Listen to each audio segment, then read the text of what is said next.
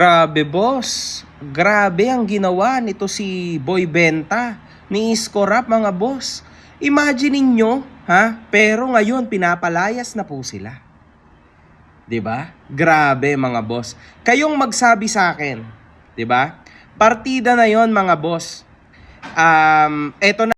What's up mga kayon? Welcome back pa rin syempre dito lang sa Joe Malone TV. Tunay na balita, walang kinakampihan, sumasalamin sa katotohanan lamang. Hi sa lahat ng viewers ni Joe Malone TV ha. Oh, please subscribe and click the notification button ha. God first.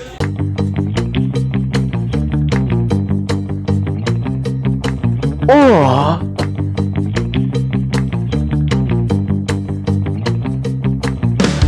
Oh. Yeah. Nagbabalik si Joe Malone TV niyong sabik. Sabik. Ay.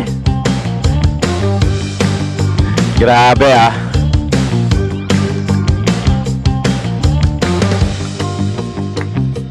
Grabe na toys. Masyado na maraming tumitira dito kay Kois. Mga halata namang binayaran. Yeah. Kaya syempre kailangan na natin kumilos ha.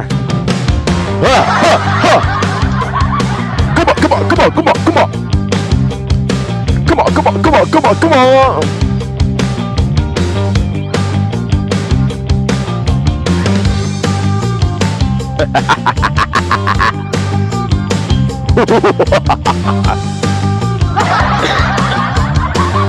Bato. Wala lang ako kaganyan-ganyan na kayo. Ay, ano ba ngayon? Lapit na ang cut-off.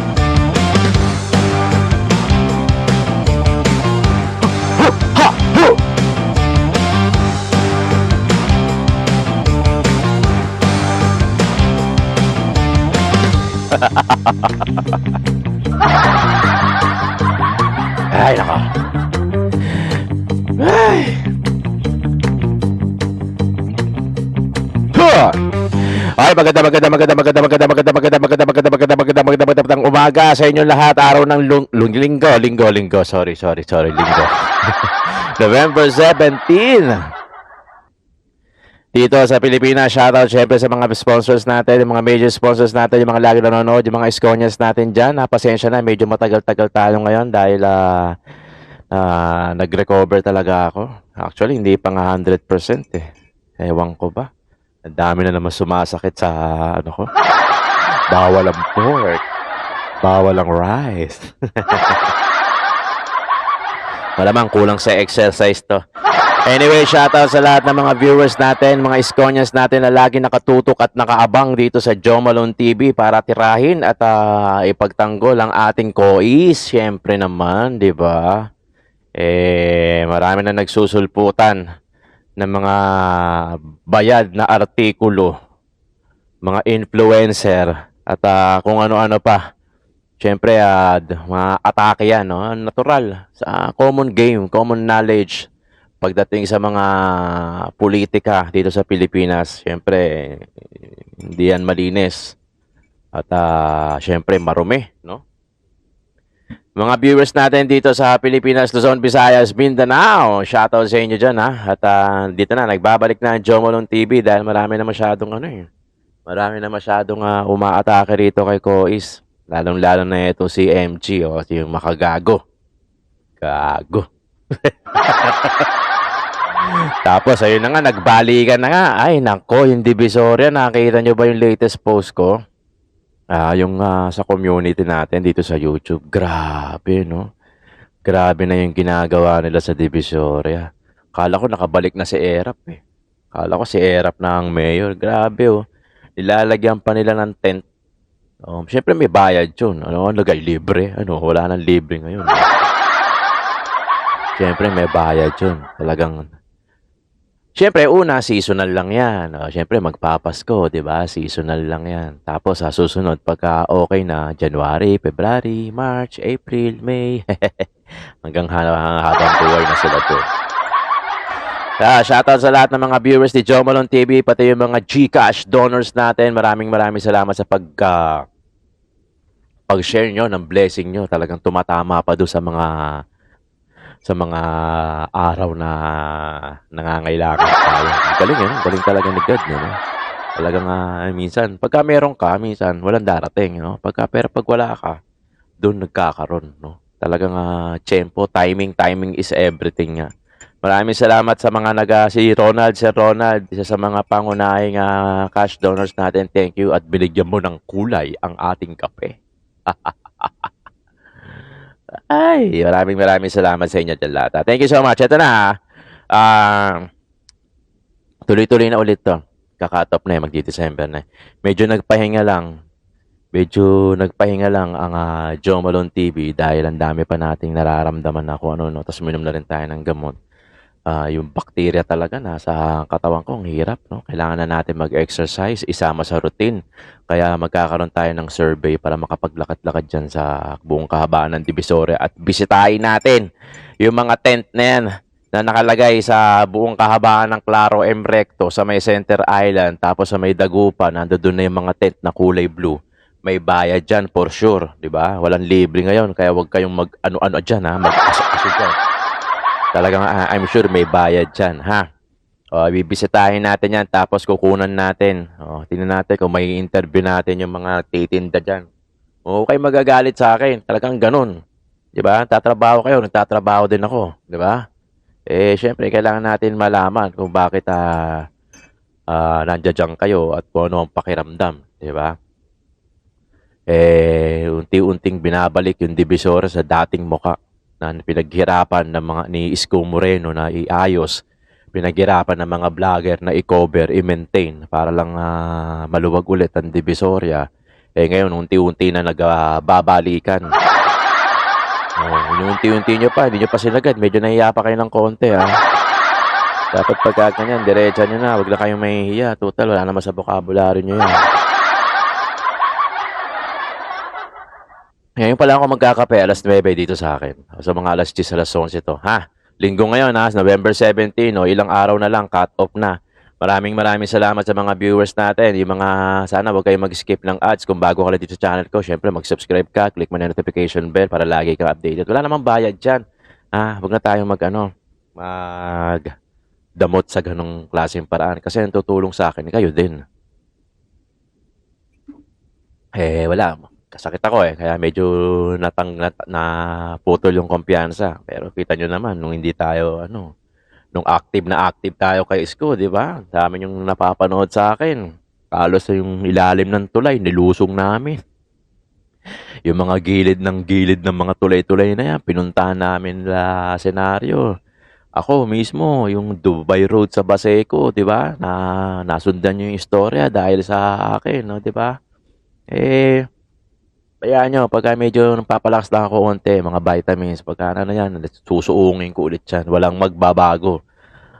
Numero lang ang tumatanda. Okay, eto si Makagago. Talagang trabaho niya to Trabaho niya yung mang-dis. Talagang binubuhay niya yung pamilya niya sa ganitong klaseng trabaho.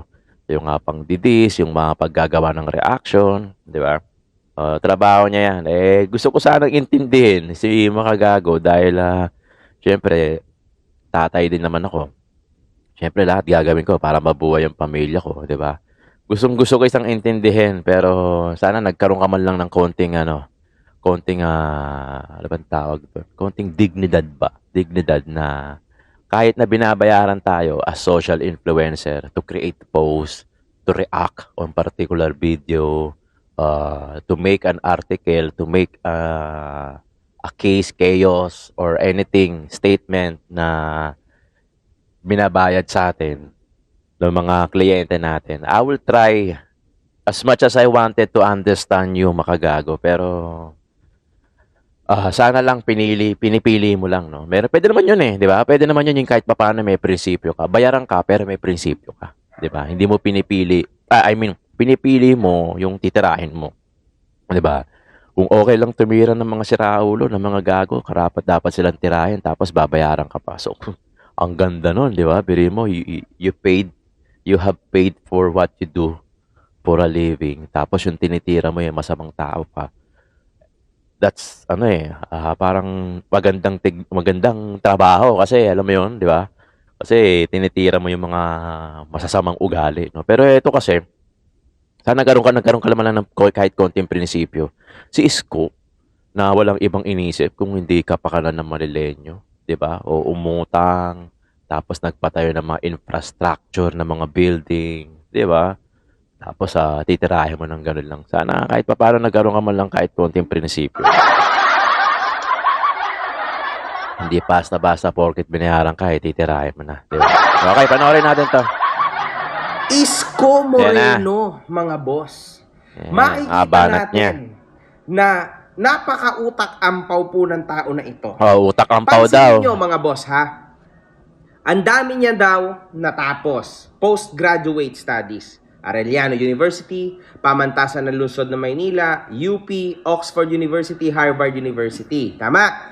Ayan po yung pinapalabas niya. Kaya pala, and sa lahat ng pinag-aralan niya, ang natutunan niya lang is paano ibenta Ayan, ang walang Divisoria katapusang at ang buong Maynila sa pagbebenta. mga negosyanteng Tsekwa. Okay?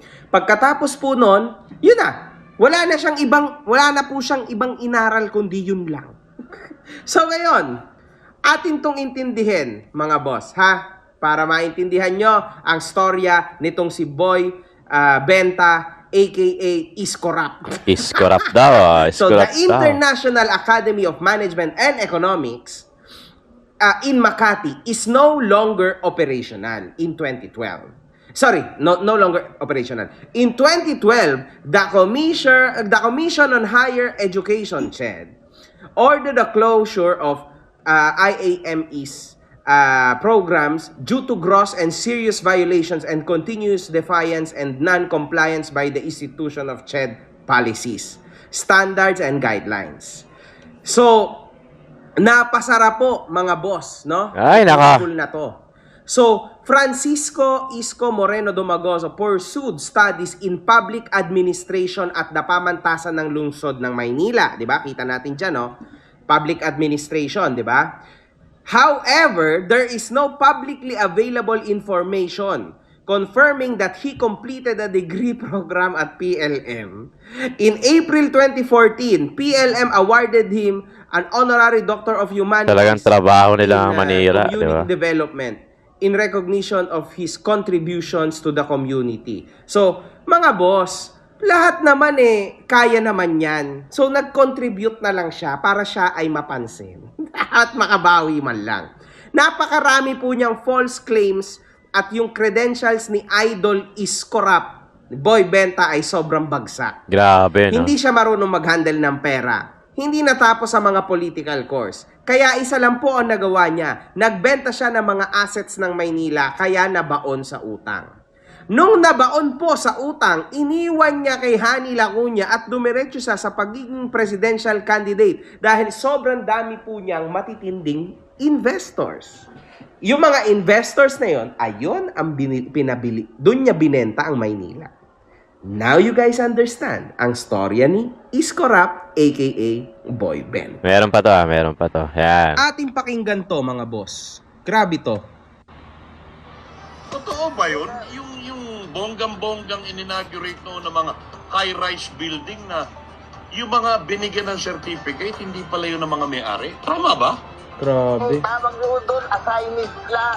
Ano ibig sabihin ng assignee? Talagang titira ka lang, naka-assign lang sa'yo, pero iba yung lease to own, iba yung rent to own. Teka muna, so wala yung rent to own? Wala po, kaya nga po, assignee ang nakalagay, hindi rent to own. Yung po, Pero ang parang PR nung araw rent to own, tama ba? tama po. Yan ito, si Roland. Congressman Roland Valeriano. Yung nasa gilid, Po niya bilang Pangulo ng Pilipinas, in-office niya lang talaga. Ay, naka. Lumang Mamaya si Mayor tugtugin. Hani sisihin dyan.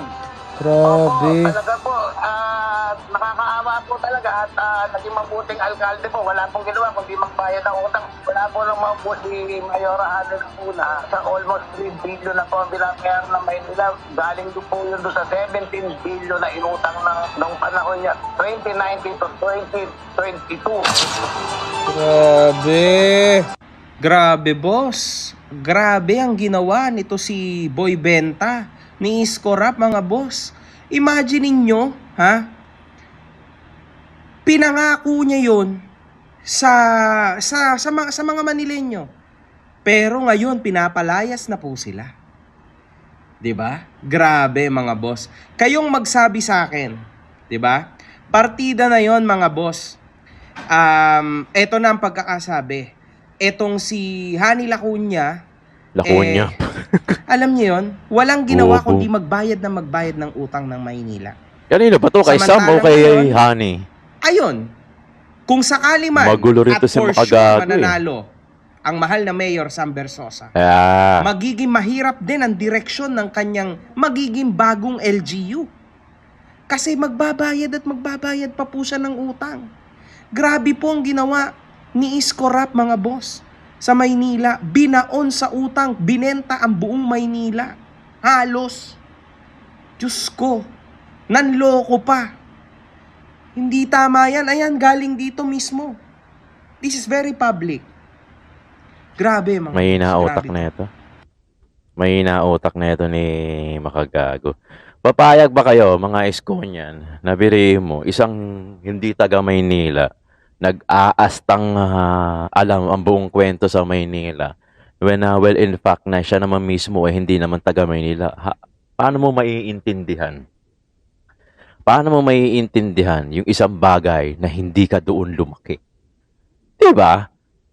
'Di ba, mga kayon? Parang ang mahirap 'yun, mahirap intindihin ang isang pagiging street dweller kung ikaw mismo hindi ka naging street dweller, 'di ba? How are you able to understand that particular situation, 'di ba? When you yourself hindi ka pinanganak sa Maynila. Hindi mo alam kung anong istorya ng Maynila, 'di ba? Nagbabase ka lang sa research mo.